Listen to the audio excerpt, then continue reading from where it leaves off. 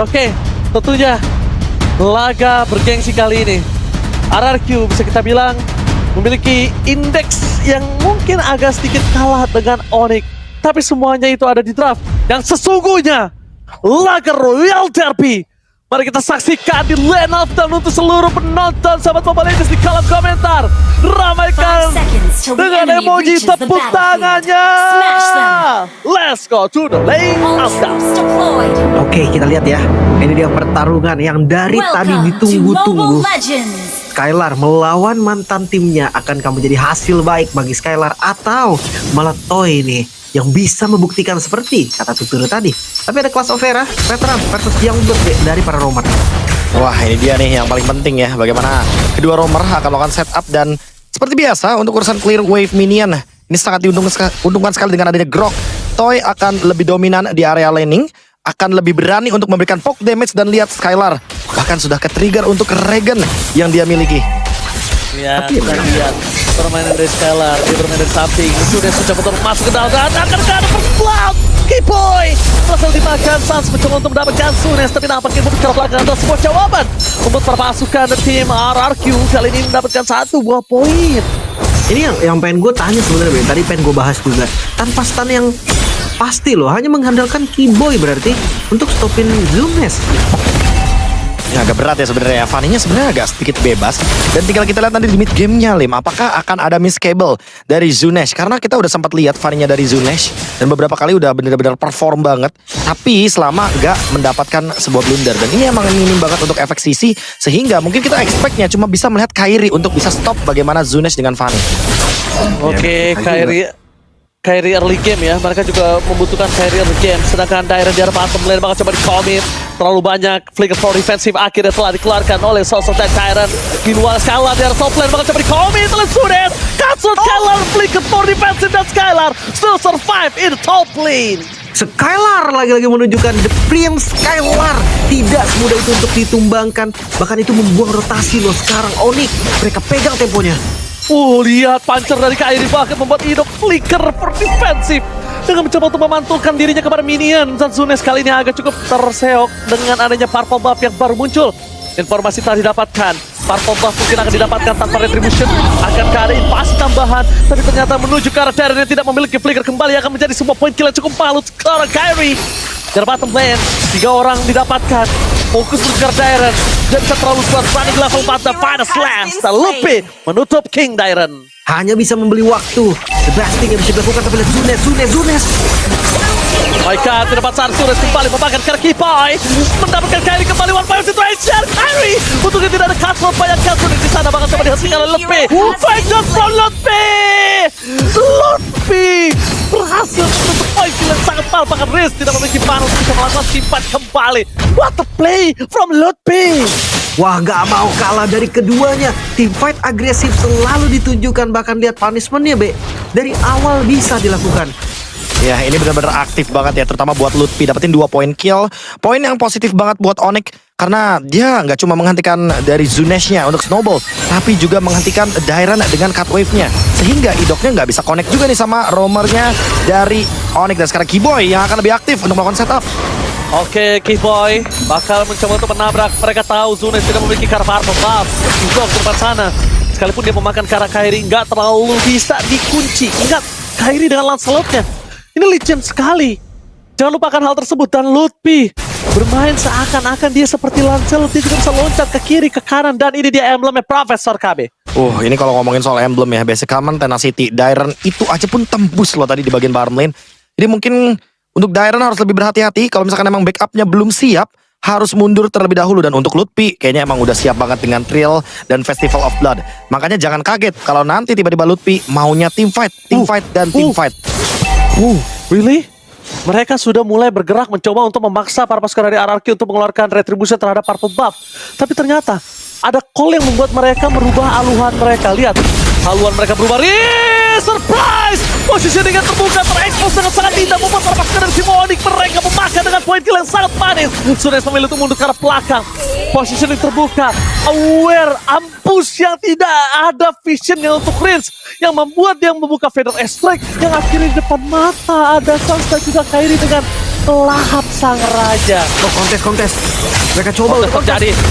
Zunes menuju ke depan, Torres distribusi tapi shutdown pun terjadi. Retribution Kairi masih menjadi satu buah poin Retribution yang sangat manis, mendapatkan keunggulan dengan adanya kehilangan Riz dan juga Idok, tapi ditukar dengan lebih masih worth it. Cuma problem yang tidak boleh mereka lupakan adalah satu, Zunes bermain, Zunes menjadi target utama, tapi lihat apa yang dilakukan Zunes, memberikan ruang dan waktu untuk Toy. Lihat, Toy bahkan seakan-akan terlalu banyak yang bisa dimakan sama Toy tanpa ada hambatan atau invasi sekalipun. Itu dia tadi karena memang Fanny-nya bebas, jadi Zunes berani banget tadi walaupun darahnya udah low dan energi habis. Iya. Tentunya tidak ada efek stun pasti, tidak ada stopper pasti. Cuma masalahnya gara-gara dapetin 2 turtle ini bener-bener lo lihat Skylar yang awalnya kena poke banyak banget. Dia unggul level sekarang. Bener-bener kesusul dan Onyx distabilkan ekonominya hanya karena retribution dari Kairi. Dan kita bisa melihat sendiri di sini Dairon pun kayaknya bakal susah banget untuk open vision ketika Rins tadi udah sempat spot. B1. Oke, one by one situation Skylar. Hampir aja ada highlight 1 minggu tentunya kali ini. Di depan sana pasukan dari tim RRQ. Mereka mencoba untuk melakukan pertahanan terhadap pasukan dari Zunes. Ini sangat penting. Dairon, no way. Minus masih keluarga tapi Zunes mencoba untuk membalaskan kembali keadaan. Tapi mundur karena pelanggan. Kamu terbakar foul. 2 poin kill terbakar dan Skylar. Sahabat bos, Synchron Vision berhasil mengacak-acak mid lane dari tim RRQ. Fokus ke arah turret menjadi pilihan utama. Sedangkan Toy dari offlane bebas untuk mendapatkan turret. Pertukaran semaksimal mungkin hanya ini yang bisa dilakukan oleh Toy, offlaner from RRQ. Bloody Retribution tadi yang akhirnya bisa mendapatkan last hit kill-nya ke arah Zunes.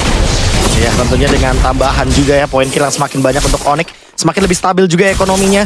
Bahkan dari yang awalnya tadi kita cuma ngelihat 900-800 lim, sekarang udah mulai silih berganti. Dan cuma Toy yang dari tadi farming dengan bebasnya, menunggu momentum mungkin karena sekarang udah punya concentrated energy.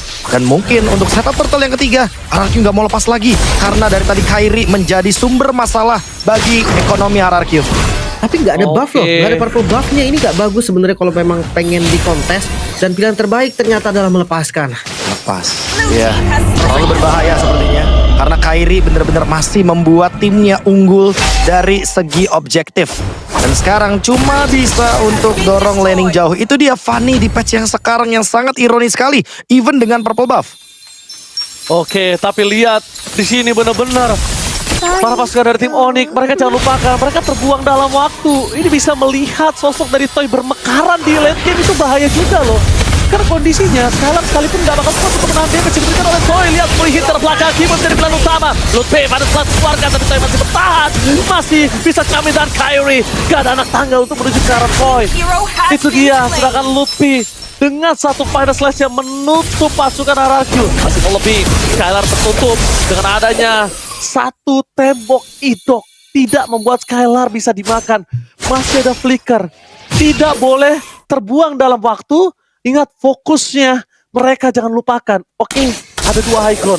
Itu sangat berat untuk RRQ dan tembus. Dan bahkan lihat di arah bottom lane, Zunes! Trapping yang sangat baik dari Lutfi. Trapping yang membuat Zunes termakan seakan-akan hanya ada Skylar seorang diri. Ternyata tidak ada Skylar seorang diri di sana. Ditemani sampai selesai farming laningnya. Itu real cuy, baru stun dari Arlot. Itu satu-satunya yang bisa stopin dan beneran stop dari Zunes. Tapi top lane. Oke Toy, di sini kondisinya tidak memiliki Wind of Nature. Toy tidak boleh terlalu terburu-buru untuk menuju ke arah seorang Kairi. Ingat Conspector diduga dan pada slice. Lutfi menuju ke arah seorang Toy, termakan bersama dengan adanya Red. Sekarang maut masih coba untuk bertahan dengan Vengeance-nya. Tapi Lutfi nampaknya gak bisa terlalu lama karena harus dimakan oleh Oh my God, Lutfi berhasil tetap bisa memakan Red. Hidup dan Toy. 3 pemain dari RRQ mereka tumbangkan dengan kondisi merupakan Lord yang pertama. RRQ mereka sudah memberikan waktu untuk Toy. Ada baiknya mereka tidak boleh termakan dengan tempo. Ingat, tempo yang sudah diberikan informasinya oleh legenda Marksman Tuturu. Jangan termakan emosi, terpancing atau bait apapun itu Profesor dan Lim. Wah tapi ini Lutfi tipikal orang yang bener-bener selalu membawakan oleh-oleh untuk teman-temannya loh. Baik banget. Dia tumbang, udah pasti tumbang, tapi bawa 3. Itu angka yang menguntungkan buat Onyx. Unggul hampir 4.000 gold. Tentu Lord akan dilepaskan. Karena sekali aja nanti Zunes masuk, itu akan menjadi ancaman untuknya. Zunes nggak mungkin masuk berani dan ternyata Kairi berhasil mendapatkan retribusi dengan sangat manis. Menuju ke belakang, RRQ dengan damage dari seorang Zoe membuat Kiboy bertahan di depan sana, tapi tampaknya Kiboy terlalu kuat. Baik time dua tim yang berbeda, Idok bersama dengan Kiboy, pertukaran sudah terjadi, tapi Diren akan menjadi korban kedua dari tim RRQ. RRQ berhasil mendorong di arah bottom lane. Satu wave minion yang ternyata bisa menguntungkan mereka, karena masih ada 11 detik lagi sebelum Lord muncul dan nampaknya sayang sekali Holy Defense gagal untuk dipecahkan oleh para minion dari RRQ. Pertukaran ya, mau tidak mau tadi Lord didapatkan dan lagi-lagi kerugian ya ada untuk RRQ. Dua member mereka harus hilang, tapi respawn time mereka cukup. Mereka sempat kembali lagi ke line of dan RRQ akan full dari defensifnya, Be. Tapi jujur kalau ngomongin setup, Lim Onyx kayaknya lebih siap. Lihat detikan flicker dari Lutfi. 10 detik dia akan ready dengan yang namanya flicker final slash. Dan Zunes 1v1 lawan Kairi. One by one situation in the bottom lane. Sekarang maut nampaknya gagal, tapi lihat Toy. Kalau tidak mau harus kebuka terlebih dahulu. Itu bisa mundur ke arah belakang. Informasi didapatkan adalah Lutfi tidak mau memaksakan, karena Holy Defense selalu menjadi satu obstacle yang nggak bisa ditembus oleh tim tersebut. Oke, ini kelihatan ya memang dari Lord pertama Onyx pun sadar kan, Be, dia nggak bisa terlalu expect untuk sampai best turret, makanya mereka lumayan pelan. Iya, mereka step by step banget. Mereka tahu persis kalau misalkan mereka harus nungguin tectonic charge-nya terlebih dahulu untuk Idok. Karena itu bisa menjadi salah satu game changer. Dan ingat, satu winning condition juga dari Onyx. Respect hero momentum dari Idok. Makanya kayaknya mereka nggak mau buru-buru untuk flicker final slash. Mereka nggak mau buru-buru untuk melakukan teamfight di dalam teritori dari RRQ. Mereka maunya teamfightnya di area jungle. Wah, ini dia Waduh. komandan kita nih, MPL ID Extremer ya, Panglima kita setiap lagi restream. Bisa kalian kunjungi juga channel official restream MTL ID. Walaupun Oke. sedikit murung ya Ranger masih terlihat karena mungkin Itu- ya dari dominasinya 7.000 gold ini terlalu jauh. Prof, itu bukan murung, itu namanya garuk gak gatel. Itu Pusing dia garuk dikit pala ya. tapi gak gatel. Artinya Iya, lumayan iya, mirip iya. sih, Ji. Artinya lumayan mirip sebenarnya. Ya tapi terlihat ya emang dominasinya sangat-sangat total banget. Dan emang satu-satunya cara untuk bisa bertahan dari Zunes itu emang cuma ngedorong laning bawah. Itu pun dia kalau nggak ketemu sama RRQ, mungkin Kairi terutama di sini yang bisa ngespot split push tersebut. Gila. Itu Zunes pas banget momentumnya. Coba Zunes agak tahan sedikit. Mungkin kasusnya berbeda tuh. Oh, Dairon kayaknya agak cukup sakit dihantam oleh mantan timnya. Lihat di depan sana Dairon seperempat darah setelah dikeluarkan. Ditutup jalannya Kiboy nggak bermasalah. Memang Kiboy hanya cuma sebagai badan terpasukan dari tim RRQ. Dan Rinsa Keretul mau dengan satu Tonros di ujung saja. Bayangkan kalau itu full stack, Tonrosnya di tengah bisa jadi loh. Rins dengan Retribution Flame-nya itu bisa tumbang. Itu udah hampir banget sih. Damage yang sakit banget. Itulah yang gue bilang, Lancelot. Kena nerf, iya kena nerf. Tapi damage-nya itu tetap sakit. Masih sakit itu. Bahkan lihat Lord, RRQ. Kali ini mereka harus tetap coba untuk kontes, Be. Gak boleh dilepas dengan free. Ya setuju On by one karena situation di mid lane. Oh. Di mid lane. Tapi nampaknya Zunes nggak berhasil kenain Kairi. Masih bisa dihindari dengan Red Tonron. Tapi lihat Rins membuka penetrasi Kairi. Target utamanya menuju ke Rins. Menutup warung ini dimiliki dari Rins. Tapi para pasukan dari tim RRQ, mereka harus mundur mendadak. Mereka nggak punya soft skill lagi. Selain dari Idok, apakah Idok Zunes, mampu Zunes. berhasil mendapatkan itu dia? Tektonik yang berhasil membuat para pasukan dari tim Onyx porak-poranda. Hanya Kibo yang bisa mereka dapatkan. Karena kalau misalnya mereka masih mau lebih, pertukarannya adalah dengan mereka akan tumbangnya lebih banyak. Dan itu nggak baik ketika Lord di tangan Onyx. Lord untuk Onyx. Ya, tadi ada pencobaan juga Zunes. Sayangnya steel cable pertamanya miss. Makanya dia nggak berhasil terbang ke Lord tadi. Tapi kita bahas soal high ground defense BRRQ. Mereka punya dua sebenarnya. ya mereka punya Varsha, mereka punya Nathan juga. Kita tahu bagaimana powerfulnya Nathan apalagi di atas menit 15. Tapi ingat ini damage dari Skylar harus di-respect. Skylar! Damage yang terlalu besar ditargetkan oleh seorang Zunes. Dia masih bisa bertahan di depan sana. Damage dari Skylar walaupun bukan dia mengeksekusi. Tapi lihat betapa sulitnya mengembangkan Skylar dengan masih ada 403. Rins akan bergerak belakang. Tidak ada Fire dan Strike. Tapi Koi di sini menjadi salah satu target utama Fire Slam! Lutfi! Astaga Lutfi! Memperadakan pertahanan dari RRQ dengan high ground yang mereka miliki. Astaga Lutfi! Damage yang terlalu sakit dan bisa dipenuh. Fokus plus saja segera PS Turret. Gak boleh apa terjadi. Dan Royal Derby di game yang pertama. Diporak-porandakan wipe out hampir terjadi. Dan sorry to say, RRQ berlutut di game yang pertama. And Onyx take the game. Lagi-lagi Lutfi.